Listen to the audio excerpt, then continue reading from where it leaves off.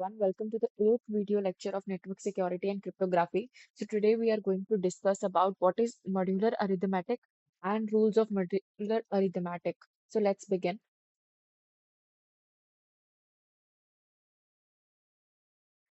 तो सबसे पहले हम इसकी बेसिक डेफिनेशन समझते हैं कि मॉड्यूलर अरिथमेटिक होता क्या है। तो हम सिंपली समझ सकते हैं कि मॉड्यूलर अरिथमेटिक क्या है। एक सिस्टम ऑफ इंटीजर्स होता है जहां पर वैल्यूज को रीसेट किया जाता है जीरो से और उसको इंक्रीज किया जाता है जब तक वो अपनी प्री डिफाइंड वैल्यू पर ना पहुंच जाए। जैसे कि फॉर एग्जांपल अगर हमारे पास कोई भी नंबर है, हम सिंपल मॉड को ही समझते हैं कि हमारे पास सिंपल एक नंबर है 5। तो उसके वेरियस पॉसिबल सॉल्यूशन जब हम उसको मॉड करेंगे हमेशा जीरो से लेकर n-1 की रेंज तक ही लाई करेंगे। Means the values are reset to zero and they are begin to increase until they reach that value। मतलब वो जब तक 5 तक नहीं पहुंच जाएगा तब तक वो चलेगा ही चलेगा। ठीक है, तो फॉर एग्जाम्पल अगर हम कोई भी मॉड लेकर देखें जैसे 6 mod 5,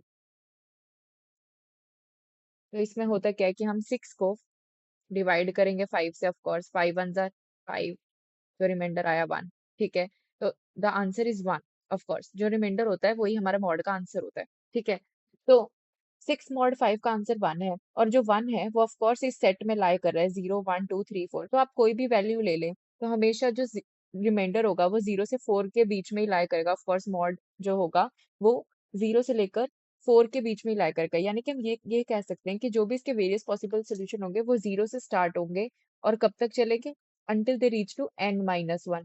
तो इसको आप इस तरीके से भी समझ सकते हैं। So this is what modular arithmetic और सिंपल मॉड का मैंने आपको मतलब समझाया। तो इसमें क्रिप्टोग्राफिक में मॉड्यूलर अरिथमेटिक के कुछ रूल्स होते हैं जो मैंने हैंड रिटन फॉर्म में लिखे हुए हैं। वो आइए हम डिस्कस करते हैं वन बाय वन कि इन रूल्स को हम कैसे समझ सकते हैं।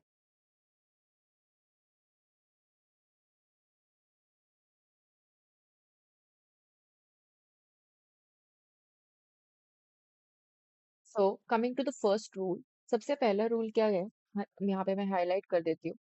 This is the first rule. Okay, तो सबसे पहला रूल क्या कहता है कि x is congruent to y mod n if both x and y leave same remainder when divided by n। ठीक है, इसका एग्जांपल क्या है, 36 इज कॉन्ग्रुएंट टू 24 mod 12। और इसका मतलब क्या है कि x is congruent to y mod n, कि x को हम कॉन्ग्रुएंट बोलेंगे y mod n कब, जब x और y दोनों ही सेम रिमाइंडर देते हैं ऑन डिवाइडिंग विद n। ठीक है, तो इसका एग्जांपल क्या है, 36 इज कॉन्ग्रुएंट टू 24 mod 12।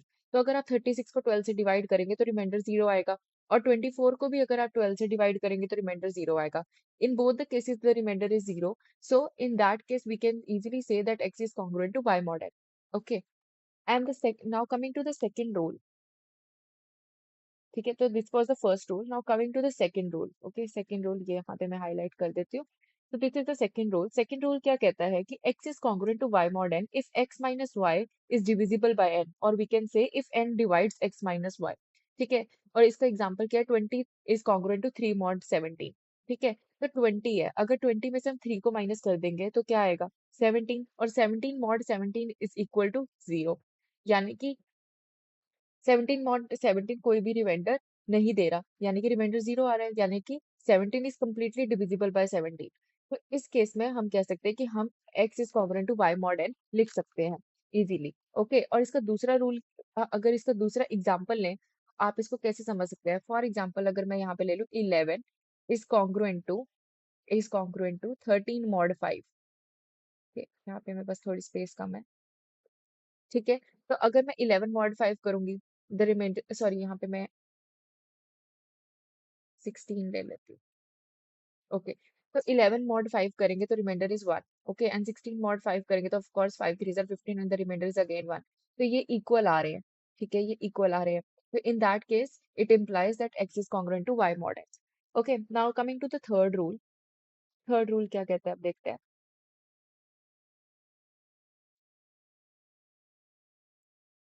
या, so coming to the third rule क्या कहता है, x is congruent to y mod n and a is congruent to b mod n, then it also implies that इनके जो addition होंगे किसके, x का a के साथ एंड y का b के साथ। यहाँ पर मैं हाईलाइट कर देती हूँ, x का a के साथ एंड y का b के साथ जब हम एडिशन करेंगे तो और उसका कॉन्ग्रुएंट करेंगे दैट इट इम्प्लाइज दैट, यानी कि अगर मैंने इसका एग्जांपल भी लिखा हुआ है, if 17 is congruent to 4 mod 13 and 42 is congruent to 3 mod 13, तो अगर मैं 17 प्लस 42 करूंगी that will become 59 and 4 plus 3 करूंगी दैट विल बिकम 7, तो ये कॉन्ग्रुएंट होंगे ही होंगे आपस में। ठीक है, लेकिन इसके लिए कंडीशन क्या होनी चाहिए कि मेरे पास पहले जो दो बॉड वाली मैंने कंडीशंस लिया दैट मस्ट बी ट्रू। अगर दोनों ट्रू हैं तो उनका एडिशन भी ट्रू होगा। ठीक है, तो आप इसको चेक भी कर सकते हैं सेकंड रूल से कि अगर आप 59 को 59 माइनस 7 करेंगे तो कितना आएगा 52। 52 मॉड 13 अगर हम करेंगे then it is remainder is 0, यानी कि वो कंप्लीटली डिवाइड हो रहा है, तो यानी कि सेकंड रूल भी इसमें हमारा इम्प्लाई हो रहा है। ठीक है, now coming to the fourth rule. Fourth rule क्या कहता है, if x is congruent to y mod n and a is congruent to b mod n then it implies that x minus a is congruent to y minus b mod n।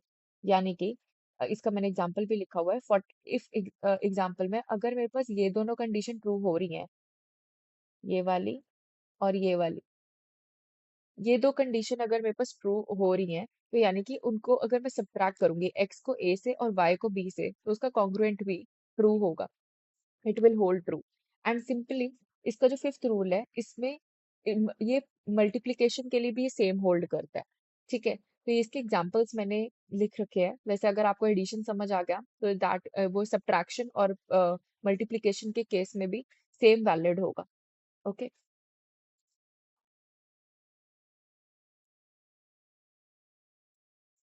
Now coming to the next rules, तो ये 5 rules हैं simple, पहले first basic 5 rules. Okay, now coming to the next rule.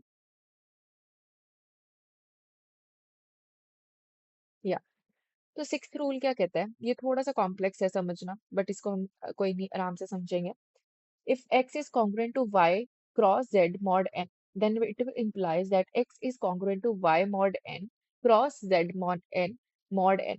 ठीक है, तो ये हमारा rule है यहाँ तक।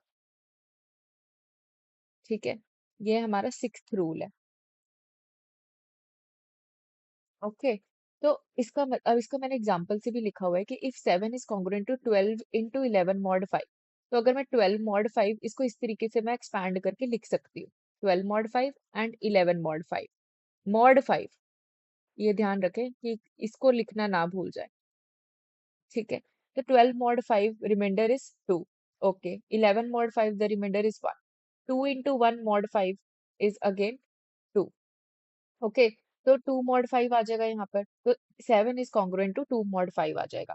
ठीक है, and it will hold true, in this case it is holding true. Okay, तो ये हमारे पास फाइनल आ जाएगा। तो ये रूल सिंपली इस तरीके से आप एक्सपैंड करके लिख सकते हैं। उसके बाद हमारे पास जो लास्ट रूल है वो क्या कहता है, if x is congruent to y plus z mod n then it implies that कि अगर हमारे पास ऐसी सिचुएशन आ जाती है तो हम इसको इस तरीके से भी लिख सकते हैं, that is x is congruent to y mod n plus z mod n। Multiply की जगह प्लस भी होल्ड ट्रू कर सकता है। इसका एग्जाम्पल भी मैंने लिखा हुआ है, 8 is congruent to 11 plus 12 mod 5, then 11 mod 5 plus 12 mod 5 इस तरीके से लिखेंगे। 11 mod 5 is 1, 12 mod 5 is 2 mod 5, तो 1 plus 2 is 3, now it will hold true. ठीक है, तो इस तरीके से हम इसको एक्सपैंड करके लिख सकते हैं। So these are the 8 rules which you must know for modular arithmetic, and ये आप एग्जाम्स में भी लिख सकते हैं। ठीक है, मॉड्यूलर अरिथमेटिक का अगर कोई क्वेश्चन आ जाता है इसको एक्सप्लेन करने के लिए network security and cryptography, then these are the 8 rules which are being used in network security and cryptography in further algorithms. So this was all for this video. Thank you very much.